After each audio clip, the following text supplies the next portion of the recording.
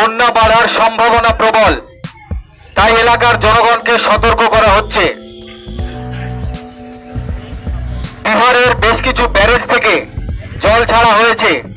আজকে আমাদের মুর্শিদাবাদ এবং মালদহ ফারাক্কা ব্যারেজ থেকে জল ছাড়া হবে।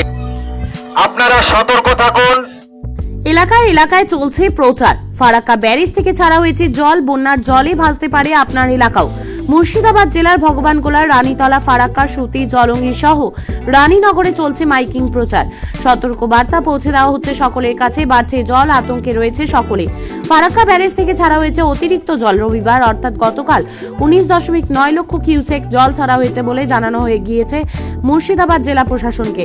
আর এর ফলে সতর্ক বার্তা পৌঁছে দেওয়া হচ্ছে প্রতিটা এলাকায়। মুর্শিদাবাদ জেলার ফারাক্কা, শামসেরগঞ্জ, ভগবানগোলা, রানীতলা, সুতি, লালগোলা সহ জলঙ্গি, রানীনগর নদীর পাড়ে বসবাসকারী মানুষদের দ্রুত সরে যাওয়ার জন্য শুরু হয়েছে প্রচার। আর আপনারা দেখছেন এখন ভগবানগোলার ছবি।